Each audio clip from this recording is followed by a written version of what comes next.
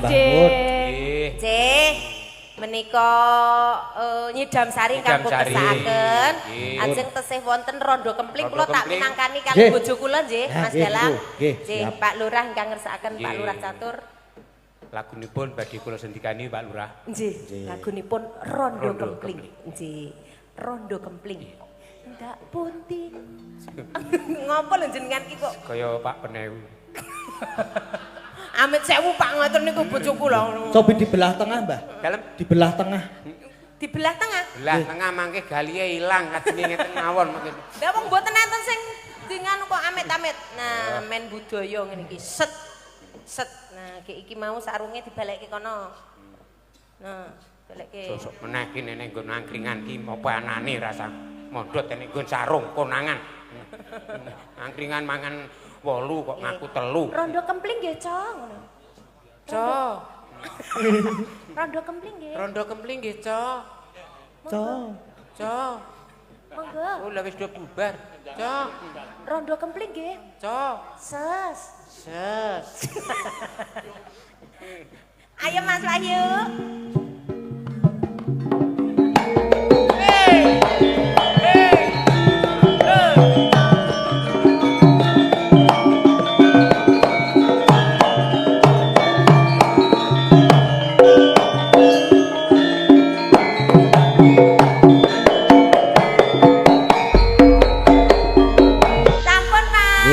Rondo kempling, garapane jos. Bos, rondo ki nek diragati yo polahe ngene iki.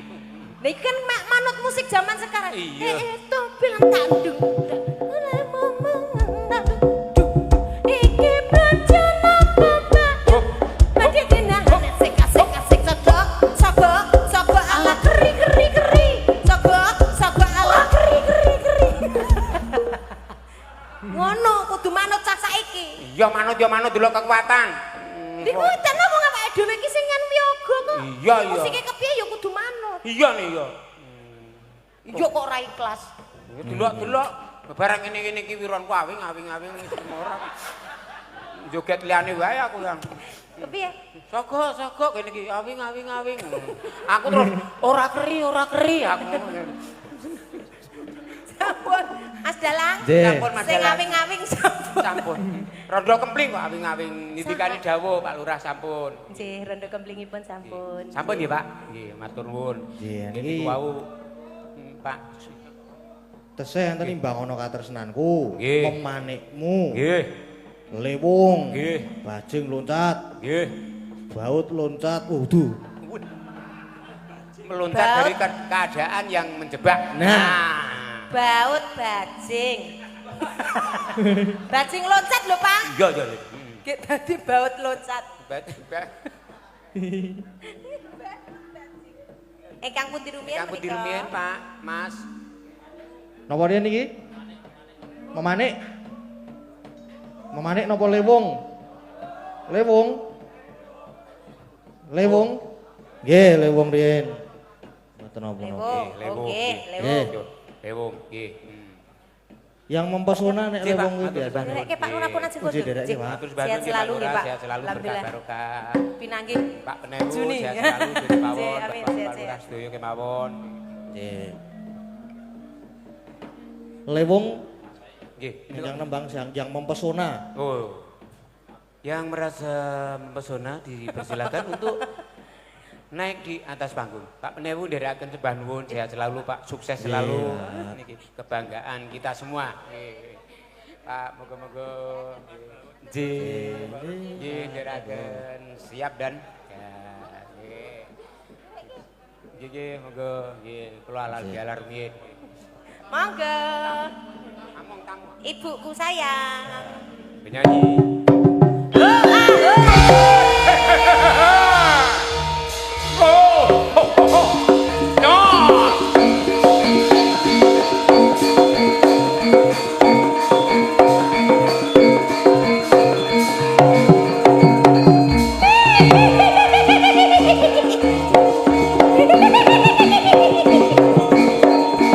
Bilang-bilang, Bu. Seko watu ning watu. Seko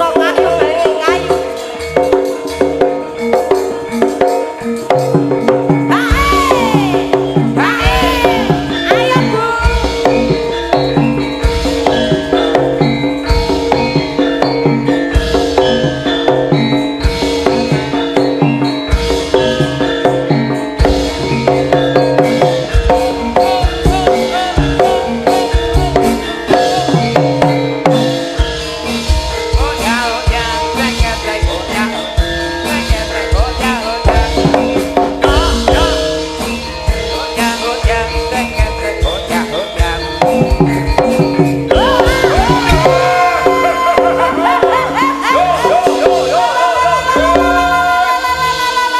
mempesona.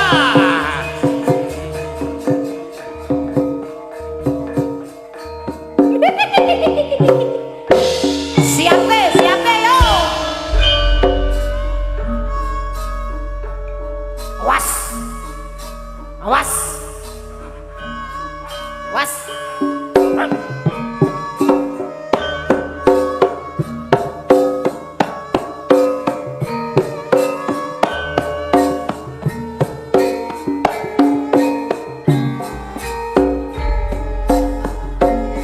Ora gila nih, ora kok.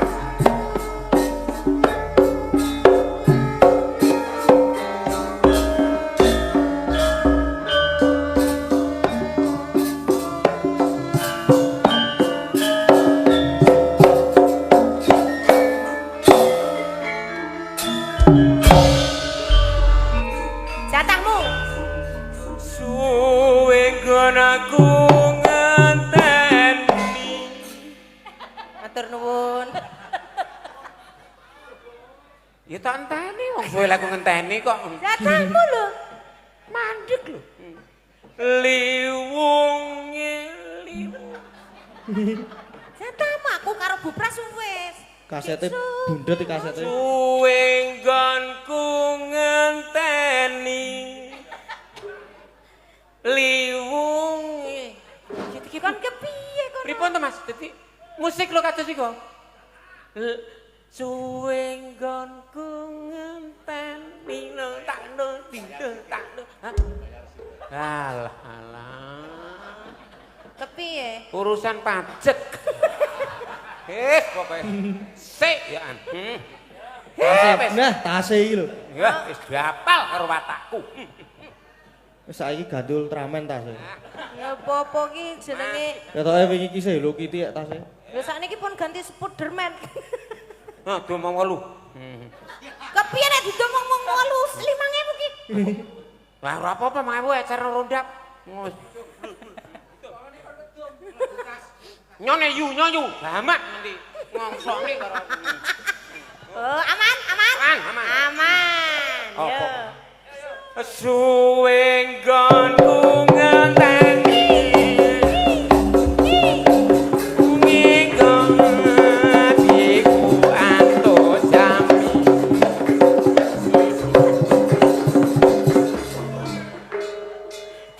Bu, 100.000 iku redek munyuk. Lah kan mung kendange tok. Oh, kendang. Liyane urung. Anu mangke kula caos sidonga mawon nggih mugi-mugi lancar. Rekoso tenan pokoke. Anu Bu, kowe arep ndrateni kowe apa ora? Nek ora sak olehe ayo mulih. Pak Limas durung mang padoske dalan kula. Kapok rombongan ngene. Jenenge gampang nesu ya. Nesu Ngono wae kepiye? nesu. Aja gampang nesu. Ah kowe monokur kesel tok, aku iki kesel barang-barang. Monggo Bupras. Jenengan Bu ingkang mempesona Bu, monggo Bu. Nah, Kang Sinden mempesona. Nah. Sabdo. An ajeng suwe napa mboten monggo pun kula persilahke. Pun kula pun mboten betah kula nek suwe pun. Nggih. Nek tuwa ki ya sedelo wae. Oh nggih sing penting Kesuwen. alah sing penting kerep. Sedelo ning kerep. Kerepen ya pedes. Iya lho jamamen ya. Bu. Ki rombongan tuwa-tuwa ki malah kaya rono kae. Maksude ki bola-bali nyambel bawang lho. Oh iya dadi ning paling Ora ateges. ngono no. Lah napa? Ana wong wis diselametke kok malah ra dijegor. Terangane ciri khas penyanyi mempesona ki blak-blakan. Ngopo Mas Gading? Bupras. Piye? Ses. Monggo Bu. Suwengganku. Sabdo Bu, sabdo. Ya. Oh, mulakno sok ampun kepedesen to Bu dadine yo. Ayo kesuwen kuwi mau. Oh iya bener. Bupras semangatnya luar biasa. Semangat. Pripun Bu? Semangat tuh jenengan wis coba ambekanmu, Mbak. Lho, ambekan wis ngarengir-ngangir. Lah sing bersuara be alhamdulillah. Pun wis ora nyuwara bahaya malah ora kunah nggih Bu nggih. Ora. Ora to, Mbak. Jan pol iki koyo. Rodok ngaleng, ndak kepedesen kok. Monggo Bu. Suwen pedes ya. Wah,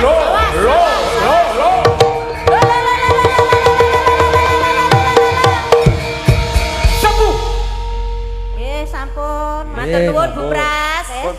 Ngono wae. Lah arep piye? Ya manut karo tak piyekke. Wah, Aduh lah iki engko ndak iki wis pasrah iki. Berat. padahal mau jare wis wis kepes nek ngono wae. Wis ya. Ya, Walah, Tenan? kowe Tenan? pangerten kowe iki ya. Yo Waduh. nek wis rono ya wis berarti. Ya kene wah, Jan. Apa? Duit. Kok dadak tekon. Wis kok lagi nyang-nyangan. Nggih. Kudune kan mau yo. Rasa dihitung karo Rasa- wong tuwa. rasa. Nah, kok meng tisu kok nggo ngelap janu. Ya, nuwun nggih Mas Gading. Iki sami-sami. Bagus. Langsung halus ya. Basan dikeki tak alus. Wah, bar do ngombe obat. Mau duit bareng di paringi Mas Gading. Matur nuwun nggih Mas Gading. Matur nuwun nggih Mas Gading. Duit. Duit. Duit. Oh, duit. DUIT duit. Matur nuwun sepun paring duit. Duit. Tak teruske. Paring duit. Matur Duit. nuwun. Gak Urung cair. Ini. Duit. Gaspol danga. Di gaspol. Menyunin tutup. Harapan. Ajar. Mas Gading menapa malih? Menapa malih, Mas Gading? Ingkang Nggih. dereng. Nggih, niki wau saking Pak sinten menika? Pak mriki Pak Kisut sampun kali Pak Wardoyo pun dipinangkani lewungipun. Wau pun Nggih, sah. Pak Nggih, Kisut nggih. kalian Pak Wardoyo matur nuwun. Nggih. Imbang ana katresnanku. Oh. Nggih. Yo. Kagem penutup. Bendina mung ngalamun ngono. Jroning hati. Kuwi nadane udu kuwi. Aku Biasane Mbak Orisa sing pinter. Nggih, anu, imbang ana katresnanku. Sintang ingkang. Mbak Orisa Oh nggih. Ya monggo. kali Mbak Endah. Lho, kok sing nimbangi Orisa sing bayari kowe. Ada Imbang mbak kacang. ono. Ya monggo Mbak Ori. Mbak Ori, Sah. siap. Oh ya.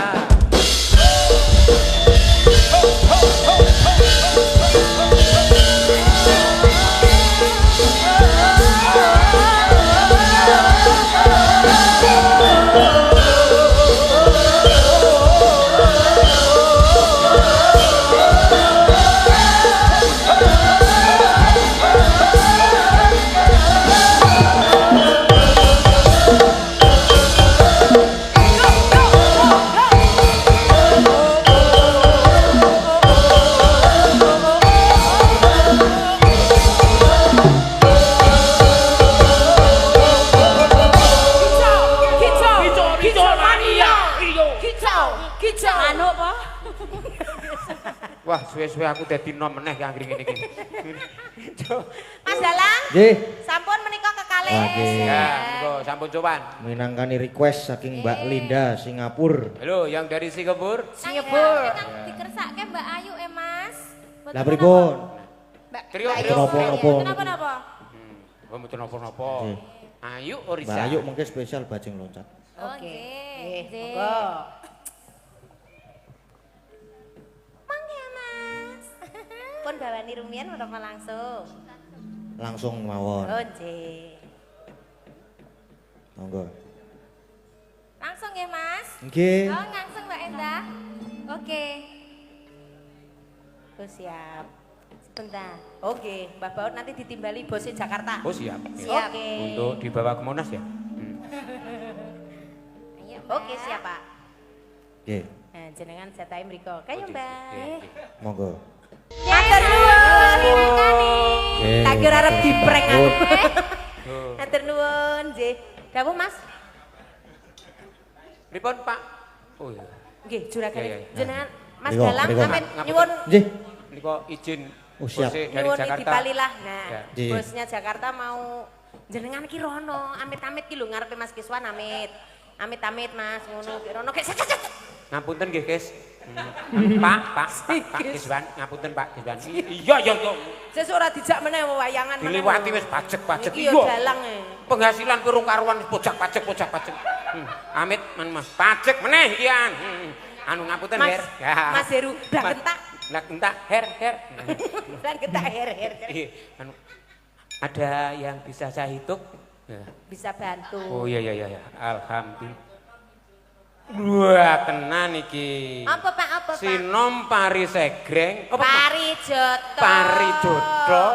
Mijil kapruk. Ketoprak. Nah, tane 5.000 timbang ning edang-dangi. Portal ki 5.000 sama. Iki portal 5.000. Portale Pak Geteng. Penunjuk jalan yang wisata 5.000. Nyambut gawe burung wis entek. Nah, niki sinom. Sinom.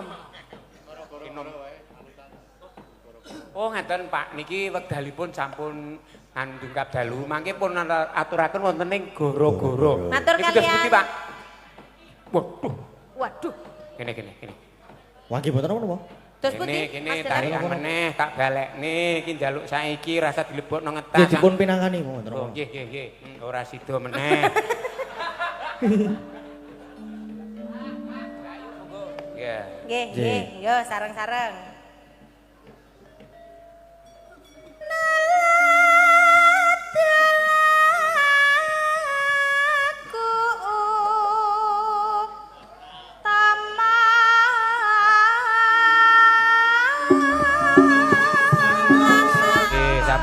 Ngendikani dawuh Mas Dalang pun aturaken sinom menika mugi dadoske remening penggalih Bapak Ibu warga masyarakat Beji ingkang mirsani sedaya mawon. Alhamdulillah. Nggih. Nggih niki pamurtane mengke sing dereng dipinangkani wonten goro-goro melih. Oh nggih. Niki wektune nggih saya nguyak. Nggih. Leres Mas Dalang matur sembah nuwun pun lajengaken kathah lepat nyuwun pangapunten. Amin nggih, kula nggih menawi kathah lepat nyuwun pangapunten. Dawah sami-sami. Nggih. Nok, piye Pak? Iki awake dhewe wis wayahe nonton budalan. Nonton budalan. Oh. Wis ayo gek neruske laku sik. Ayo mak tak derekke. Enjing bidal kumuro saking jroning raja.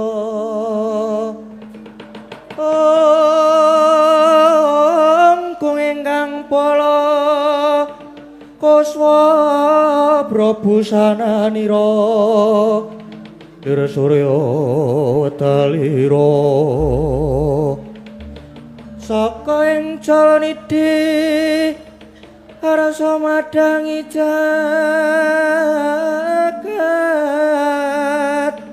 tumungo paning sabocah ing ukir marbabang sumerat ing soroting surya mekolan gunung-gunung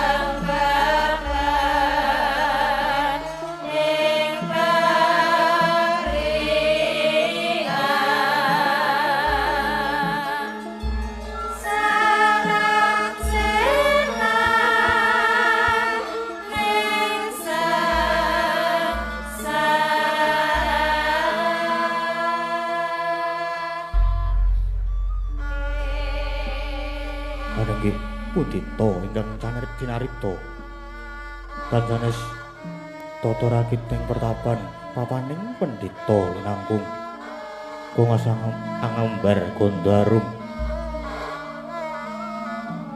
rumaning basa panyandra drajating brahmana angasrama mangun puja brata tataning manembah bane dupa mangalap murup makantar taleng kaprabawan Leng mangesti ditising pamawas waskita tanduing pramana narawang wenganing rasa saciptane amung anglingga murda kang kawasa saktine wis ngampil gaibing Bathara rasa samar sumingkir krana sumenar trabas saliring kang samar-samar marma kalih saking Raswatir tirtawening candraning Pasuryanira sang Begawan Keswa Sidi tinulagar gumelar sanggya para cantrik mangguyu janggan kananing raos muhung samya ngestu padha datang saling kayun ora ngempek eyom yo mung ngajab antuka sihing sang maha yogi kinupita kang aneng ngayun yun-yunan nglawan sang wiku konane Kusenopatining Sri Rama maruti perbawane plak putih memplak urune netraning mawa pangaribawa wadana tumungkul kulina matrapake trapsila lagehan sarwa prasaja jagat wis ngundangake jenenge Sang Hanuman marang miturut mring Sang Keswa Sidi dinadaring saben hari riwus winulang saliring kawruh ruing rasa sanggya kadang bayu Yono kang kaesti situ bondo dalah naga wera raseksa jajal reka naga ngahambira rarasing swasana arep buka wiwara pepadang dangu hanti wijling sabda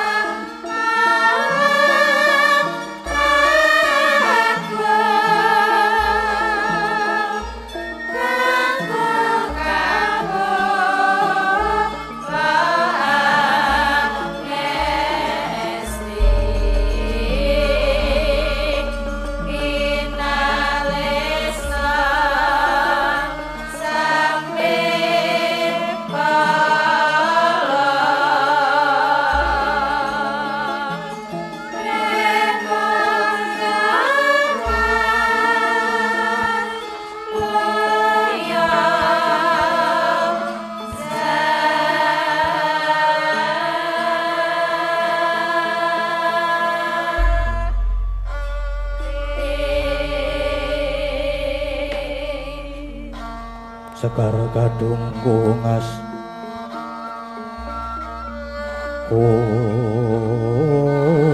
gandanira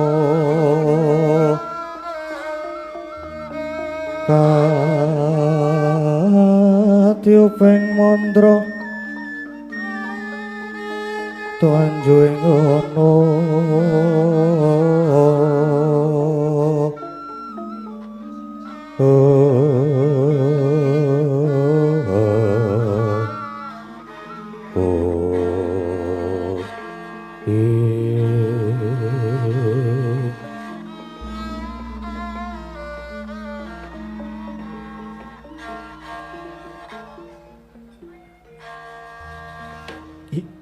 Wong ilahing Mas Tuna Mas Dam sekaring bawono langgeng. Mengkoto anumanan sira jajal reka. Wonten pangandika ingkang adhawuh piremban? Wonten pangandika ingkang adhawuh Sang Mahayogi. Samangka kadang-kadangmu bayu liyane padha sawega ing jaba. Tak sawang wiwit mau ana ingkang bakal mbok takokake marang aku Anuman. Kaluhuran dawuh Paduka Sang Mahayogi, anggen kula seba ing ngarsa jangandika Sang Maha Muni menika tanah sanes amung kepengin ngempeke katrimaing sugeng Paduka Sang Minulung jagat. Namung nadyanto kula sampun wiwit kuncung ngantos gelung anggen kula ngudi dhateng kautaman. Parandene taksih gidhuh ing raos pangraos kula. Keparenga kula cumadung dawuh piremban? Anuman ngertiya. Kabeh iku sejatine purian becike wae. Yen wis mangkono wis bener, becik tegese manut jaman.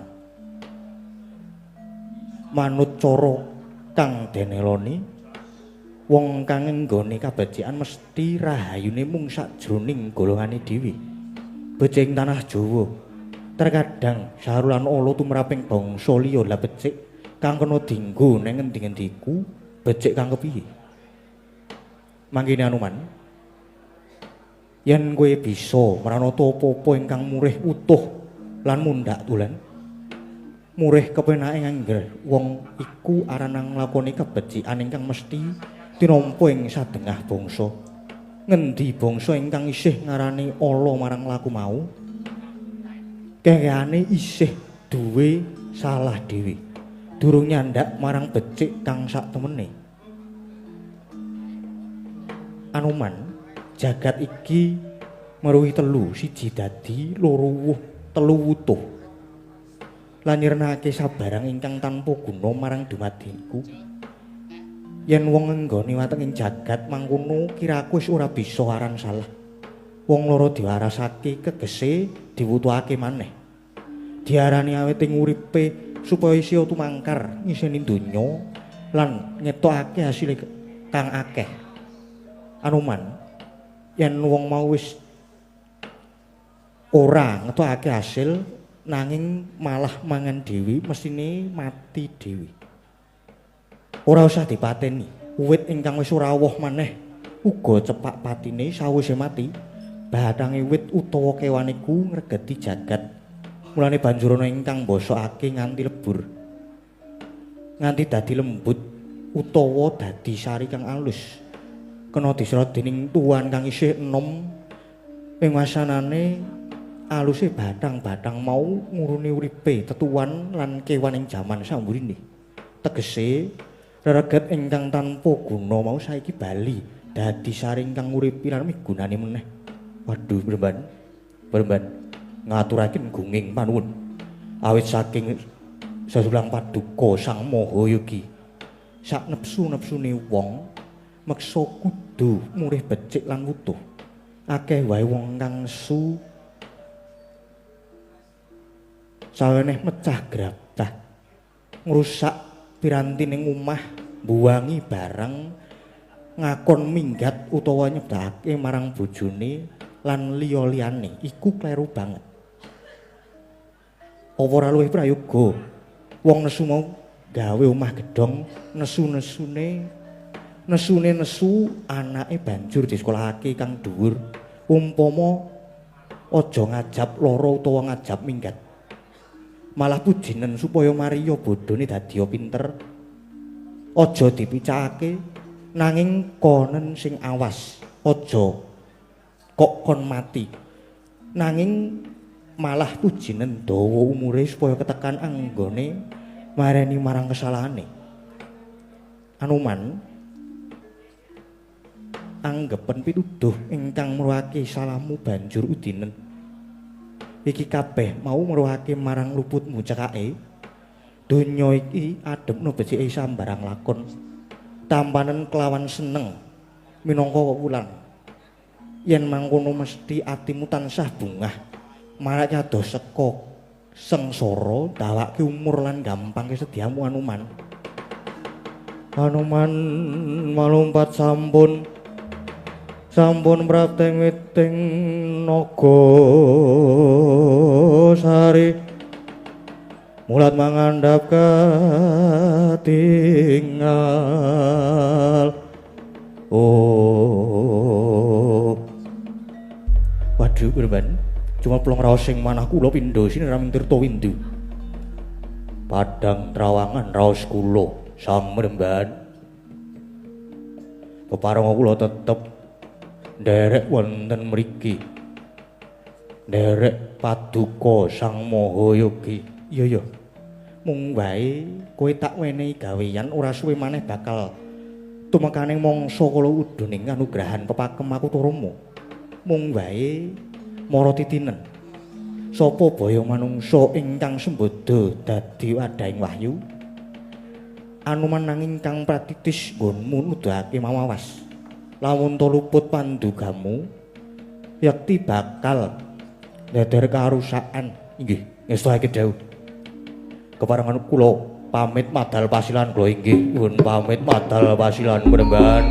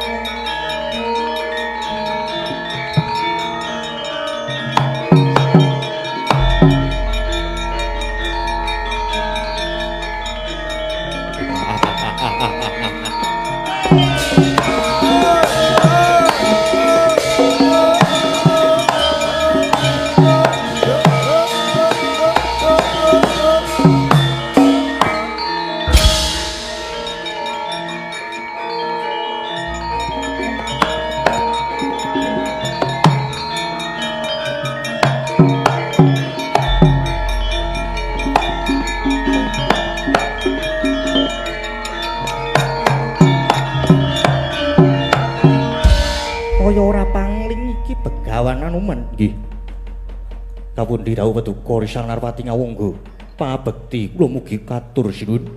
Iya ya, Anuman dak tampa gawe bombong rasaku. Semanten ugi bekti kula katur Sang Mahawatih Harya Sengkuni.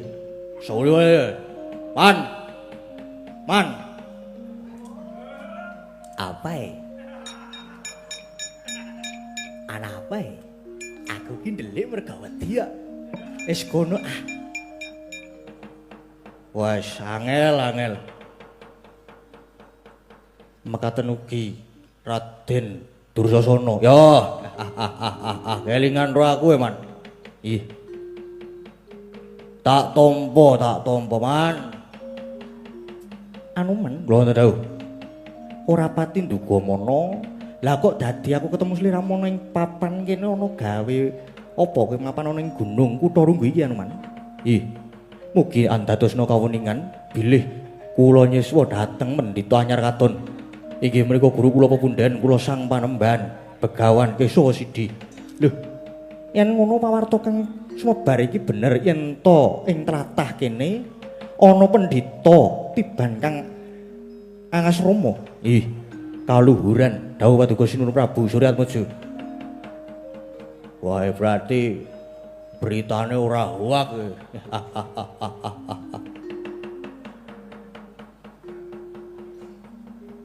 Wonten apa? Wonten menapa? Tak cethake. Dadak metu meneh. Bener berarti iki bener. Berarti kowe nyantrik nang kene ya to, Man? Nggih. Nggih. Pemban Begawan Kesawa Sidi. Gage larapna sinuwun ngawangga marak lawan adu. Dalah para sata Kurawa kepengin sak pejagong kelawan Begawan Kesawa Sidi. Nyuwun ngapunten. Rikalengan mangke Sang Mahaya kinembe wonten ing pasumeden suci boten saged dipun panggi dening sinten-sinten. Kula ingkang tinanggenah tetugur wonten ing mriki mila nyuwun ngapunten. Benjang kewala menawi sampun wonten lodhanging penggalih Sang Adi Premben. Jawandika sinuwun ngawangga badhe kula larapaken sowan wonten ngersanipun Sang Mahamuni. Lho, Anoman. Kowe kok wani guneman balekake? Aku ki sapa? Narpati ngawangga ora keteng cilik-cilikan aku ki ya ratu. Dasare aku dutaning Nalendra Agung Ngastina. Yai Prabu Jaka Pitana. Praptaku ing kene ora liya mung kepengin mundhut pepagem Makutha Rama Anoman. Jajang mundhap lir kinetap netra kocak mundarandir hidupnya manggala cakra.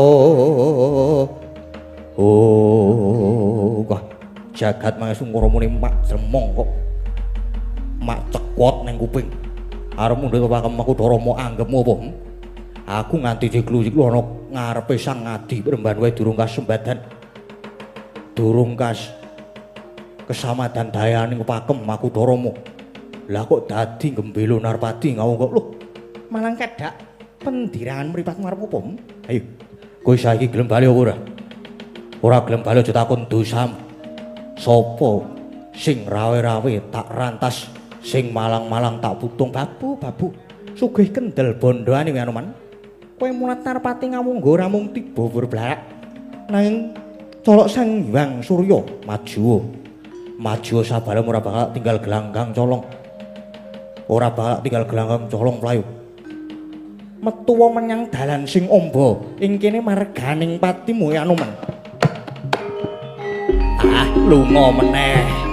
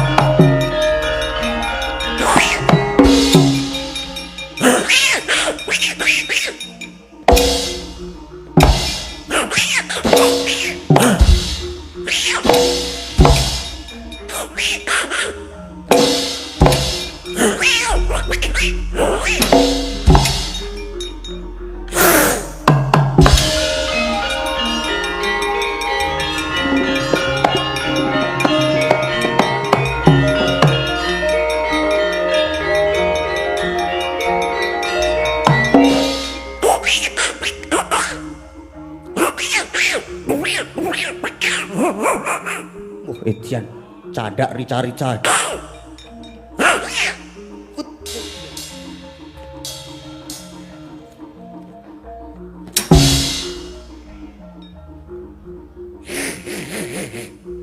Wah.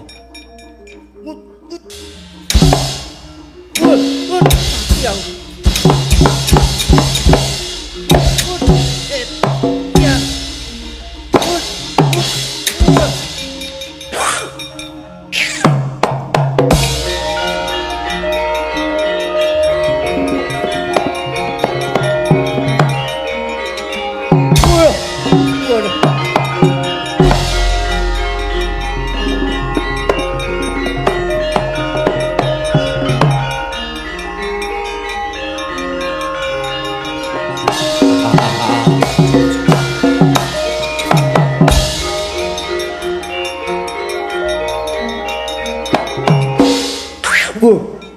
wes mlayu ya.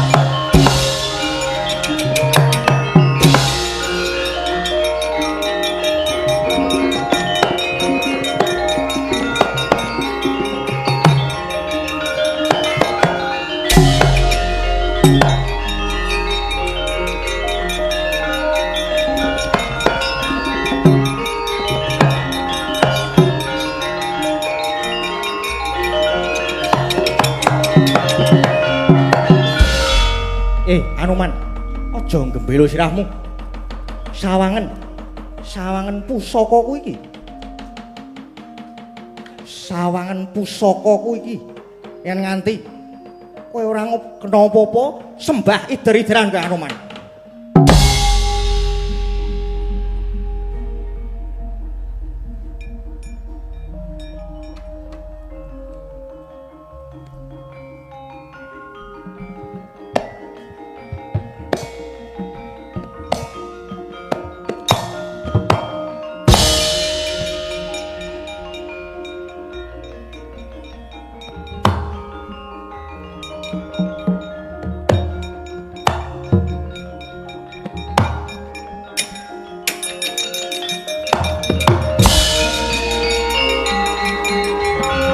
Narpati Basukarno, sawangan iki Narpati Basukarno.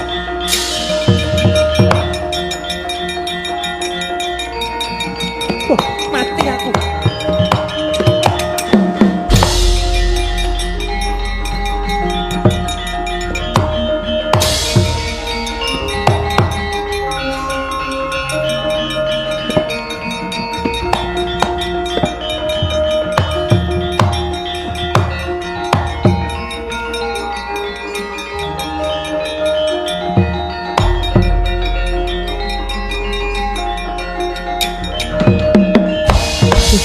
Dewa Betaraning jagat, Hyang Agung Paduka paringa pangayoman. Paman Sengkuni, katiwasan Paman Sengkuni. Lajeng ginanipun menapa anggen kula suwita wonten negari Ngastina. Menapa ingkang saged kula jagaken malih Paman? Nggih. Mila ta mila Paduka nglepasaken senjata pamungkas ing atasipun namung Anoman Kewala Paduka sinuwun ngantos ngedalaken pusaka piningit. Alah nggih.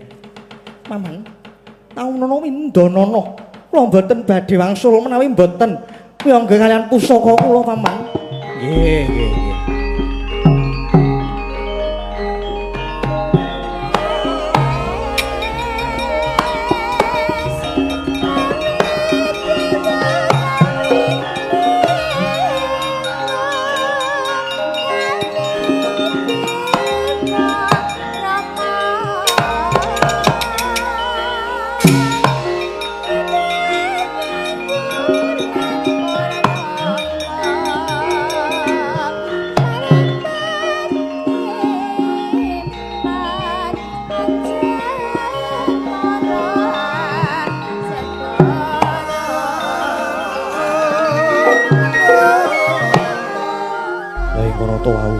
Trisno Banawalapati silih ungkih genti kalindhih kula ingkang winandegan Narpati ngawangga Prabu Karna Basusena lumawan Sang Anoman lan Kadang Bayu.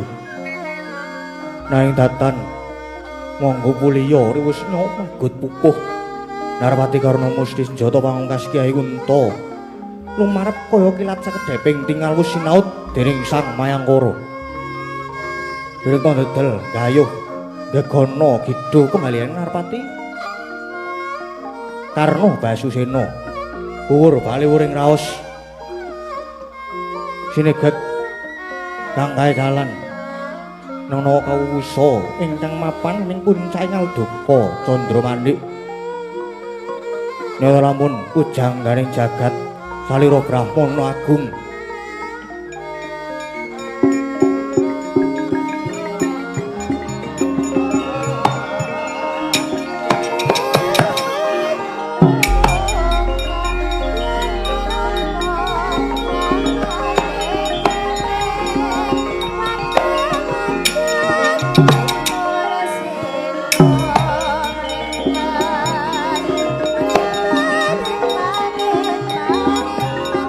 Rama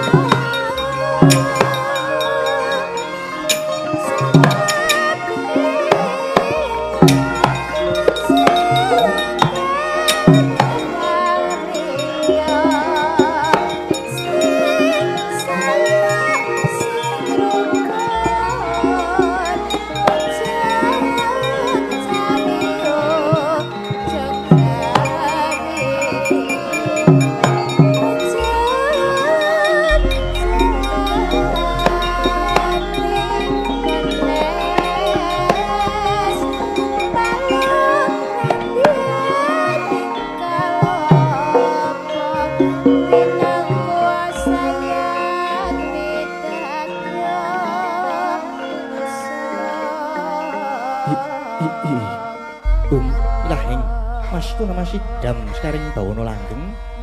Putrane si Bopo ngger anak Kuwong Jentara. Bisa warna padha Basuki Raharja praptanira kulup aning pertapan kene nggir. Inggih. Pangestu paduka Kanjeng Rama Pemban niskala sowan kula manggih rahayu. Namung pangabektinipun ingkang putra ing Singgala-pura mugi kunjuk wonten ngarsa paduka Kanjeng Rama Pemban. Iya. Nggih dak tampa gawe bombonging rasa. Ora liwat mung pangestunipun bapa. Amayo ngono lekas kita. Dat kapundi ing jimat paripe mugi andayanana katentreman sumrambah kawula sak negari Singgala Rama. Anakku nggih wong bagus.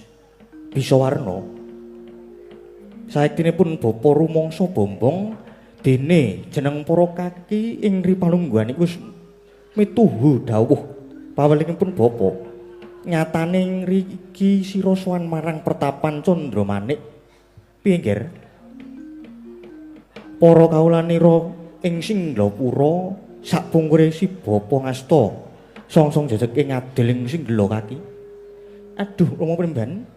Estunipun kula sampun nindakaken sedaya dawuh piwucal paduka Kanjeng Rama. Inggih, sasaget-saget sagaduking lampah. Sakadaring manah kula inggih sampun kula tindakaken jernyatanipun para kawula sami ayem tentrem niring sambikala namung kemawon inggih boten saged wibawa kuncara kadinalika Kanjeng Rama Pemban ingkang ngastu wonten ing Singgala.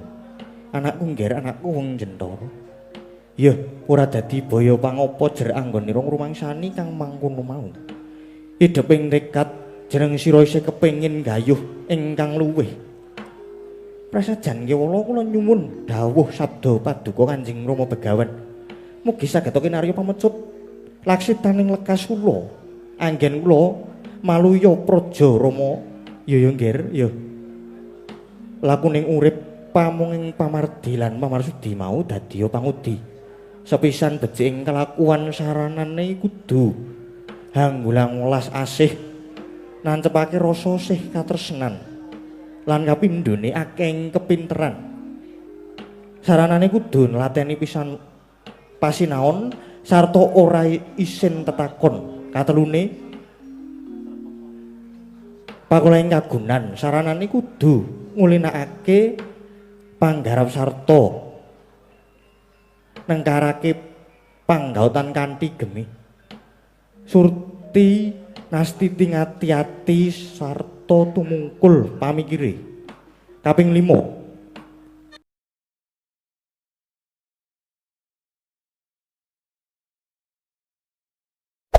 Hey there. Subscribe to my channel. And also press this bell icon.